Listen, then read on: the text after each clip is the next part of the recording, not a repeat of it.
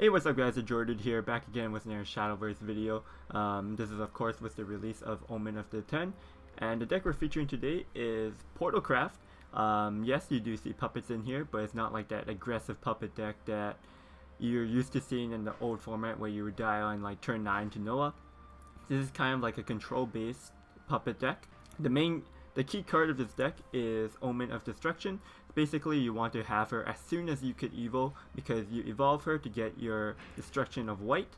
And then basically the playstyle of this deck is just to get your Destructions cheap, so that you could play your Destruction of White into Destruction of Black, and then your Black just kills them, because it does 10 damage at the start of your turn. So just 2 turns of that and they are dead. So it is a very slow deck. It's kind of like it is a very slow control deck.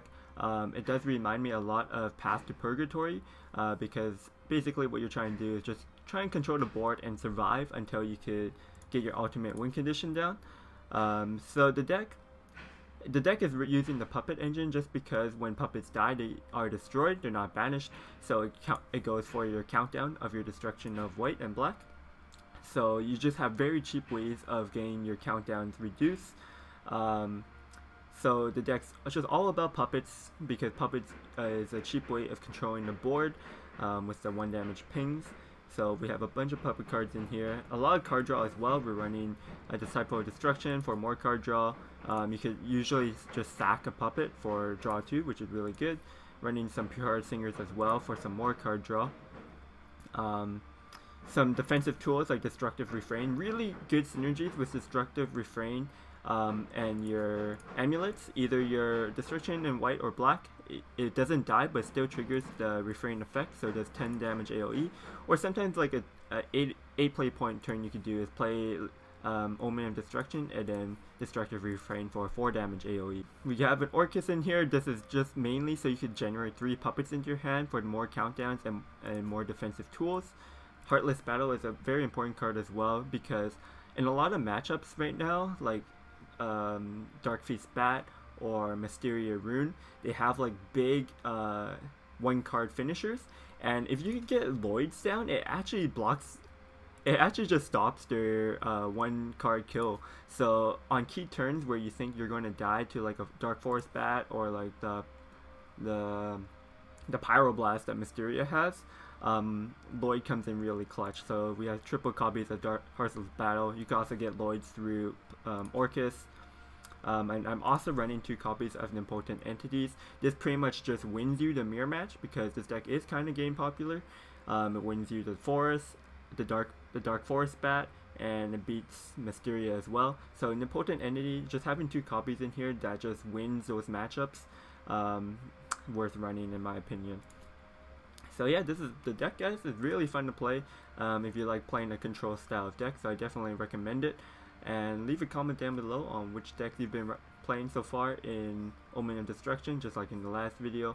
Have you tried this deck out, or is there any kind of other puppet decks or Portalcraft decks that you've been enjoying? Subscribe for more content, and I'll see you guys next time. Peace. Sword. Sword should be an okay matchup for us, because Sword is just board centric. Oh, nice. A lot of times you want to just hard mulligan for your Destruction, just because like it's your win condition, you need it on turn 4. I'm not going to keep these Pure Heart Singers. I don't need to draw more since we have the Destruction, so I'd rather just have like more defensive tools. Pure Heart Singer is just way better if you're going first, because you have the initiative on the board and you can just play it as kind of like a anti-tempo turn on turn 3. Going second though, you just want to have like good bodies that are reactive.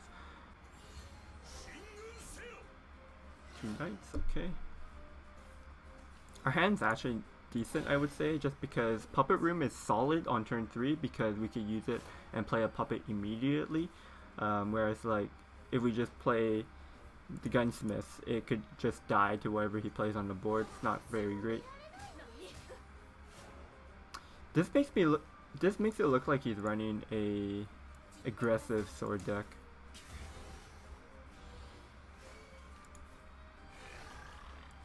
Yeah, we're just gonna clear that up. I wonder if he might have a buff for this, or he might save it to Evo next turn. Next turn regardless though, we're going to be playing the Lashena. And also we should have like 1 or 2 puppets to help deal with the board if he goes a bit wider. Okay, that's fine.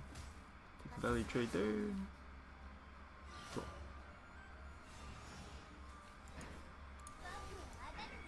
Lashena's great here. I also get 2 ticks down on my white.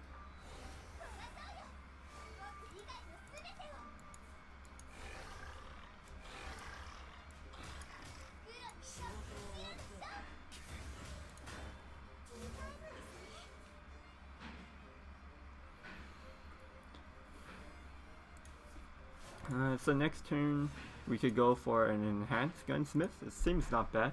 Heartless battle could probably get better on turn 7 when I get the enhance on Lloyd, especially if he's playing aggro sword.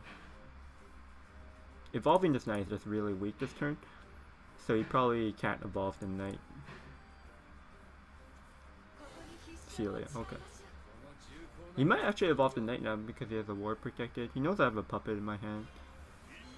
Okay, this is interesting because he wants to kill my Omen of Destruction, but he loses his 4/6, so that kind of feels rough for him.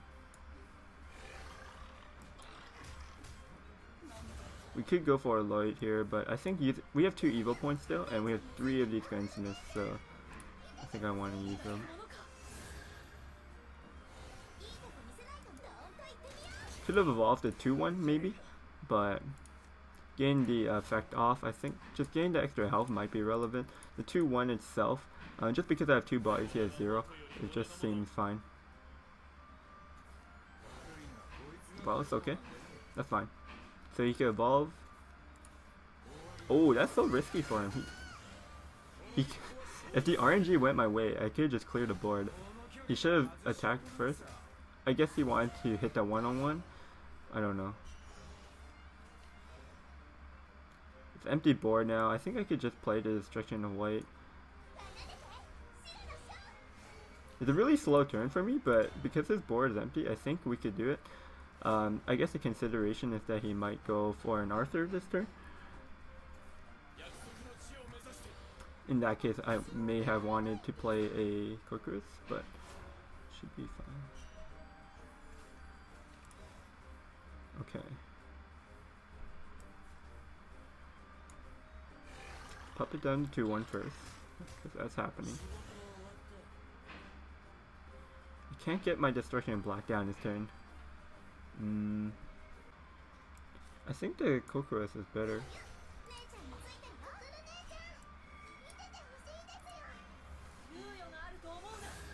So we do this.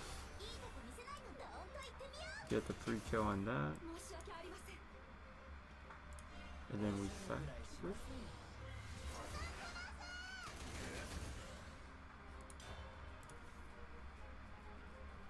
We could have used the Disciple of Destruction on my white to just draw 2 for free, but I wanted to trigger.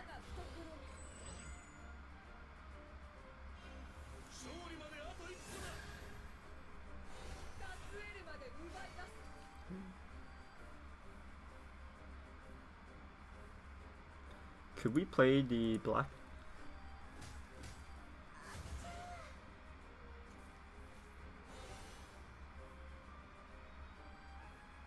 If we could just play the black, I mean, it might just be better.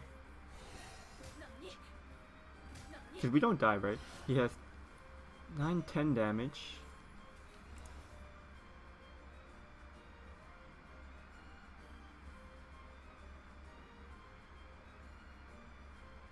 He has 10 damage on the board.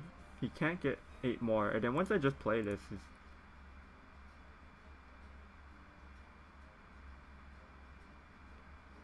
yeah, I think we just go for that actually.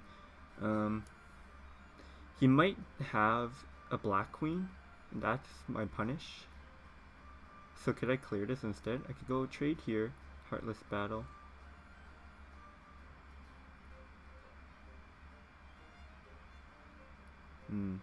But then when do I ever get to...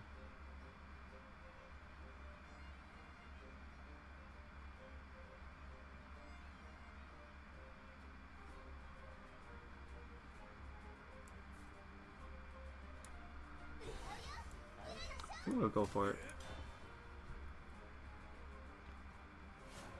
Because we get to heal up 2, this should clear. And it also just puts them to 6.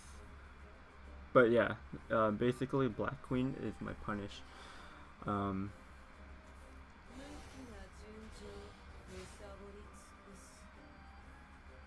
wow. I actually forgot. I didn't think about this, the Omen of Craving. Basically, UI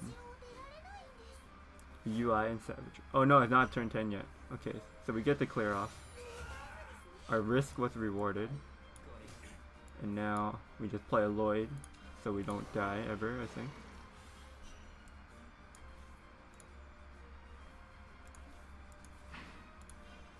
And that should be it. He only has 1 card left in his hand. I have a big 1/7 ward that protects myself from direct damage, but Sword doesn't even have direct damage.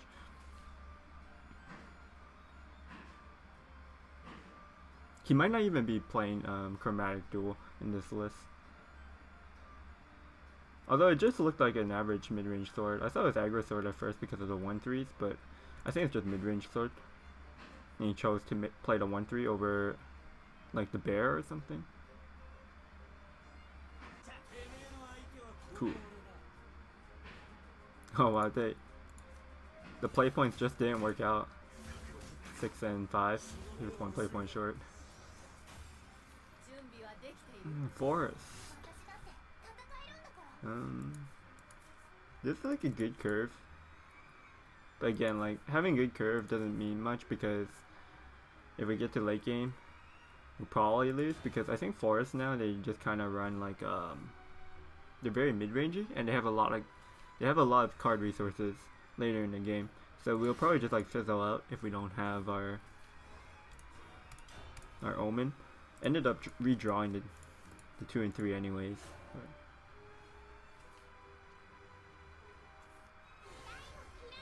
Wide Fairy. Alright, nice. We're good.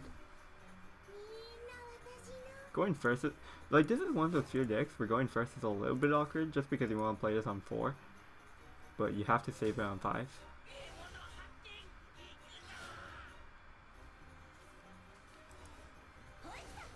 The Potent Entity, this is like the one matchup where it's irrelevant.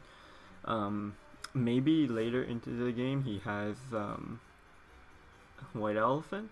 I have seen like White Elephants a couple times on ladder, so like that's probably the only thing I could think of saving it for.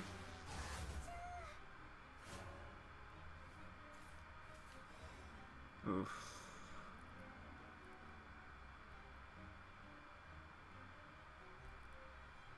This is a bad turn. Do we just Hamlin? I think we pass. Like I need to. Like he just has a bunch of 1/1s. I want to Hamlin the puppet.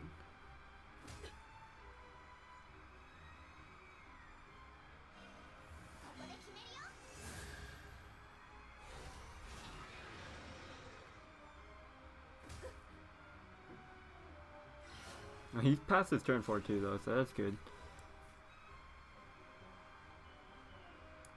No reason to play an Impotent Entity before.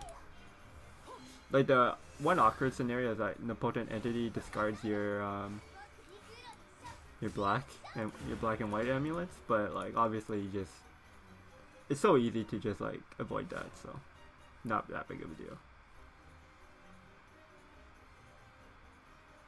Next turn I could go junk, double puppet with Hamlin.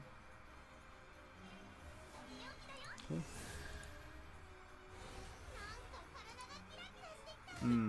Oh, face.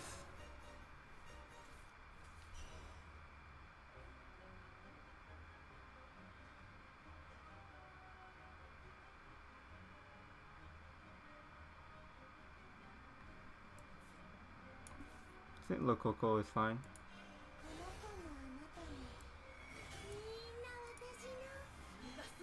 So we have the board control now.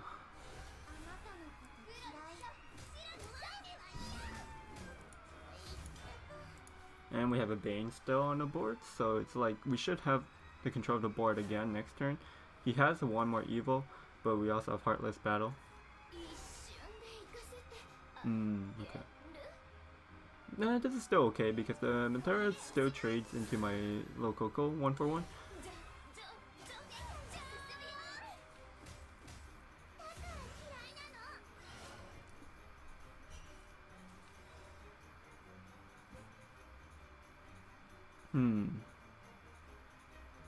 Is it the turn to play Heartless Battle? Because it's expensive? I don't think so.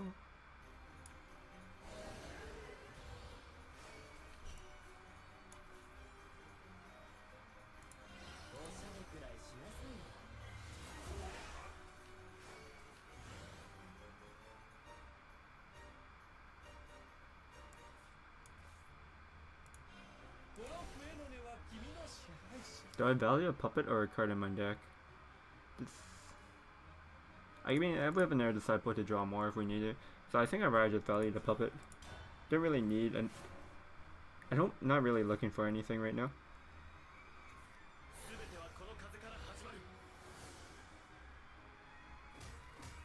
Man, okay.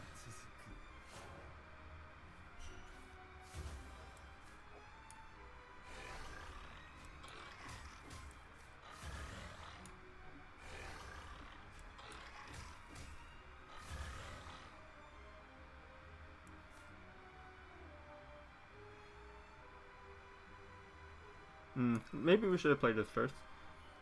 Just so we could get our black countdowns going.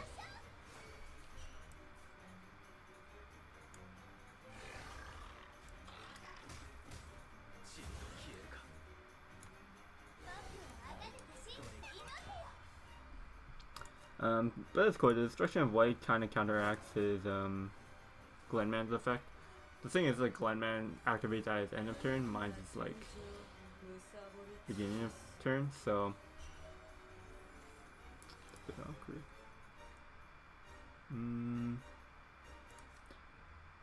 This could stick on the board one more turn. I think we just play the black here. Now he's on a clock.